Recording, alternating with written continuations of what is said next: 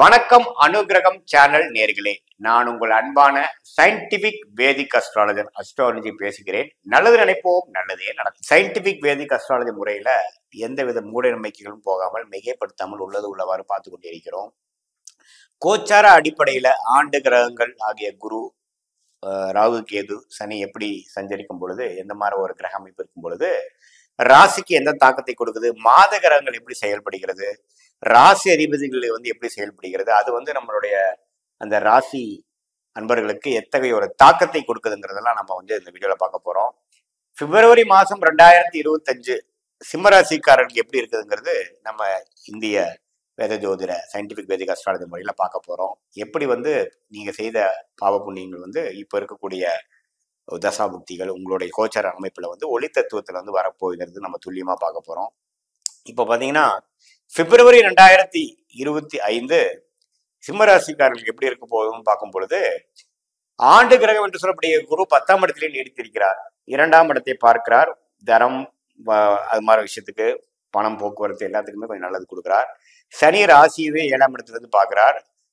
ராகு 8ஆம் இடத்திலும், கேது 2ஆம் இடத்திலும் குரு பார்வை பெறுகிறார். ஸோ இது என்னன்னா கொஞ்சம் வெளி மாநிலம், வெளிநாடு மூவ்மெண்ட் இருக்கக்கூடிய, டிராவலிங் இருக்கக்கூடியவங்களுக்குலாம் நல்ல விஷயங்கள், இம்போர்ட் எக்ஸ்போர்ட் பண்ணிட்டு இருக்கவங்களுக்குலாம் ஓரளவுக்கு நல்ல மேன்மை இருக்கக்கூடிய ஒரு மாதமாக ஒரு ஆண்டாகவும் தான் இருந்துட்டு இருக்குது ஆக்சுவலா.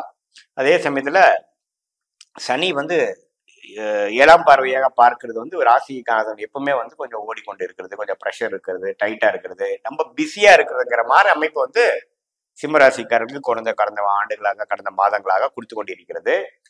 மாத கிரகங்கள் எப்படி இருக்குதுன்னு பார்க்கும்பொழுது, சூரியன் ஆகிய ராசி அதிபதி மகரத்துல 6ஆம் இடத்துல 2025 பிப்ரவரி 14ஆம் தேதி வரைக்கும் பாத்தீங்கன்னா மகரத்துல இருந்து குரு பார்வை பெறுகிறார். ஸோ ஒரு நல்ல விஷயம் தான். இது எகைன் என்ன சொல்லுதுன்னா, கொஞ்சம் டிராவலிங் இருக்கு, கொஞ்சம் அன்ஸ்டேபிளா நிறைய இடங்கள் போயிட்டு வரக்கூடிய அமைப்புகள், ஒரு ஸ்டெபிளைஸா போகாம கொஞ்சம் போக்குவரத்து, குடுக்கல் வாங்கல், டிராவலிங், அது மாதிரி விஷயங்கள் அதிகமாக கொடுக்கக்கூடிய அமைப்பு ராசி அதிபதி கொடுக்கிறார். புதனும் அங்கே இருக்கிறார்.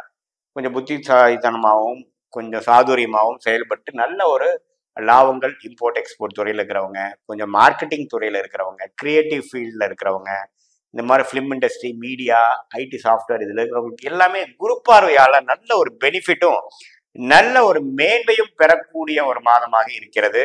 அதே சமயத்துல செவ்வாய் என்று சொல்லப்படுகிற ராஜயோகாதிபதி மிதுனத்துல 11ஆம் இடத்துல இருக்கிறது ரொம்ப சிறப்பு.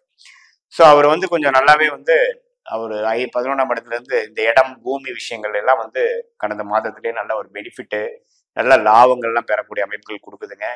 அதே சமயத்துல சனி 7ஆம் இடத்துல இருக்கக்கூடிய சனியை சூரியனும் புதனும் பார்த்தீங்கன்னா 3ஆவது வாரம் 4ஆவது வாரம் போய் சேர்றது ஒரு மாதிரியான ஒரு டிஸ்டர்பன்ஸ் கொடுக்கக்கூடிய அமைப்பு இருக்கு. உடல் உபாதைகளா இருக்கட்டும், தகப்பனார் விஷயங்களா இருக்கட்டும், அரசு சார்ந்த விஷயத்துல கொஞ்சம் டிஸ்டர்பன்ஸ் கொடுக்கக்கூடிய அமைப்புக்கு ராசி அதிபதி ஆகிய சூரியனே சனியோட மாதத்தின் 3ஆவது வாரம் சேருவது கொஞ்சம் கேர்ஃபுல்லா இருக்கணும், கொஞ்சம் அலட்டிக்காம இருக்கணும், கொஞ்சம் ஸ்ட்ரெஸ்ஸை கொஞ்சம் ஈஸியா எடுத்துக்கணும், கொஞ்சம் முடிவுகள் அந்த வாரம் ஃபுல்லாக எடுக்காம கொஞ்சம் தள்ளி போடணும். மார்ச் மாதத்துக்கு மேல பண்ணிக்கலாங்கிற மாதிரி சில இதெல்லாம் இம்பார்ட்டன்ட் முடிவுகளை தள்ளி போடக்கூடிய அமைப்புகள் தேவைப்படுகிறது.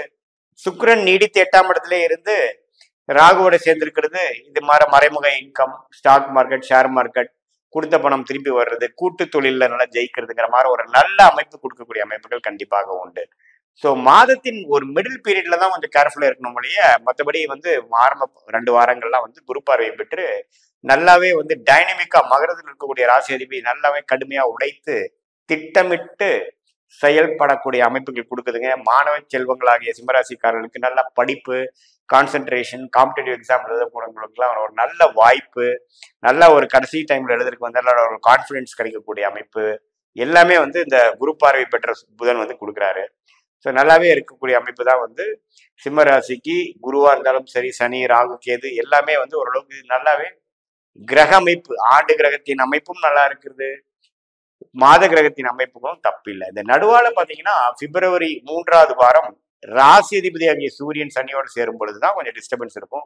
அந்த டைம்ல கொஞ்சம் பார்த்துக்கணுங்கிறது, இம்பார்ட்டன்டான முடிவுகளை எடுக்காம கொஞ்சம் மைண்ட் கொஞ்சம் அபரேஷன் ஆனாலும் கொஞ்சம் கட்டுக்குள்ள இருந்து நம்ம கொஞ்சம் பொறுமையா இருந்துதான் வர வேண்டிய அவசியம் உண்டு.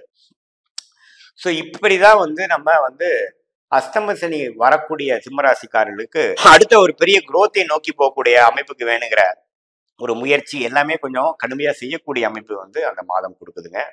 இது பொதுவான பலன்களே தவிர, இது உங்களுடைய ஜென்ம ஜாதகத்துல உங்களுக்கு என்ன தசாபுக்திகள் போய் கொண்டிருக்கிறது, உங்க லக்னம் எப்படி இருக்குது, லக்னாதிபதி எப்படி இருக்கிறது, இப்போ வந்து என்ன தசாபுக்தியில் போது, தசாபுக்திகளோட நாதன் தசநாதன் புக்திநாதன் வந்து எப்படி இருக்கிறார் கோச்சாரத்துல, இந்த கோச்சார பலன்களும் தசாபுக்தி பலன்களும் சேர்த்து ஒப்பிட்டு பார்க்கும் பொழுது துல்லியமான பலன்களாகிய உங்களுடைய இதுவரை வந்த வாழ்க்கை எப்படி போச்சு, ஃபியூச்சர்ல நெக்ஸ்ட் எது மாதிரி மூவ்மெண்ட் ஆகலாம், எந்த டைரக்ஷன்ல போகலாம், எந்த மாதிரி ஒரு தொழில் பண்ணலாம், எது மாதிரி படிக்கலாம், எது மாதிரி டெசிஷன் எடுக்கலாம், எல்லா விஷயங்களும் நம்மளோட அடுத்தடுத்து வரக்கூடிய தசாபுக்திகள் கோச்சாரத்தோடு ஒப்பிட்டு பார்க்கும்பொழுது எப்படி வருகிறது, எந்த மாதிரி போனோம்னா நமக்கு பெஸ்ட் அப்படிங்கிற கிளாரிட்டி கண்டிப்பாக துல்லியமாக நம்ம பெற முடியுங்கிறது நீங்க தெரிஞ்சுக்கணும். இந்த கோச்சார அமைப்பு வந்து ஒரு பொதுவான பலன்கள்ங்கிறது நீங்க கவனமா தெரிஞ்சுக்கணும்.